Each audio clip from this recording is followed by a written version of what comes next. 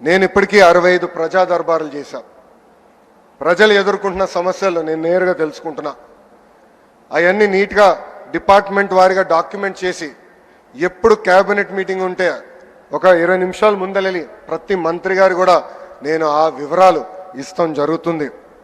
ఇక్కడున్న మిమ్మల్ని అందరం కూడా నేను కోరుతున్నా, ప్రజలు మన దగ్గరికి వచ్చినప్పుడు ఆప్యాయంగా పలకాలి, కూర్చోబెట్టాలి, వాళ్ళ సమస్యలు పరిష్కరించడానికి మనం ప్రయత్నించాలి. అన్ని సమస్యలు దేవుడు కూడా పరిష్కరించలేరు, కానీ మన వంతు మనం ప్రయత్నించాలని ఇక్కడున్న ప్రభుత్వ ఉద్యోగస్తులందరినీ కూడా నేను కోరుతున్నా. అంతేకాకుండా ఎమ్మెల్యేలు ఎంపీలు కూడా నేను ఒక విషయం చెప్పదలుచుకున్నా. ప్రజలు ఒక పవిత్రమైన బాధ్యతతో మనందరినీ 94% మందిని ఏకంగా గెలిపించారు. మన పైన ఒక బాధ్యత పెంచారు. మనందరం కష్టపడాలా, అహర్నిశలు అందుబాటులో ఉండాలా.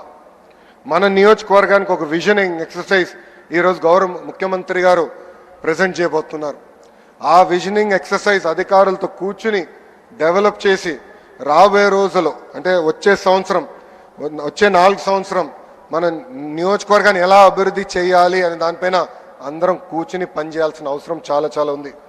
నేను అనేక కంపెనీల ఓపెనింగ్కి వెళ్ళినప్పుడు కానీ ఫౌండేషన్ స్టోన్ వేసినాక వెళ్ళినప్పుడు అక్కడున్న శాసనసభ్యులందరినీ కోరేది ఒకటే, మనందరం పోటీ పడాలి, మన నియోజకవర్గానికి పెట్టుబడులు తీసుకురావాలి. ఆ పోటీతత్వం వల్లనే మనందరం ముందరికెళ్ళచ్చు, మన నియోజకవర్గాన్ని మనం అభివృద్ధి చేసుకోవచ్చు. మనం గతంలో చూసాం 151 స్థానాలు 11 అయింది. దానికి కారణం ఒకటే, అహంకారం. మనకు అవసరంలా, ప్రజలకు అందుబాటులో ఉండాలా, వాళ్ళ సమస్యలు తెలుసుకోవాలా, అహర్నిశలు పరిష్కరించే మార్గంలో మనందరం కలిసికట్టుగా నడవాలని ఈ సభాముఖంగా కోరుకుంటూ, సంవత్సరం అయింది, సుపరిపాలన తొలి అడుగు మాత్రమే, చేయాల్సిన అనేక కార్యక్రమాలు ఉన్నాయి, కలిసికట్టుగా చేద్దాం.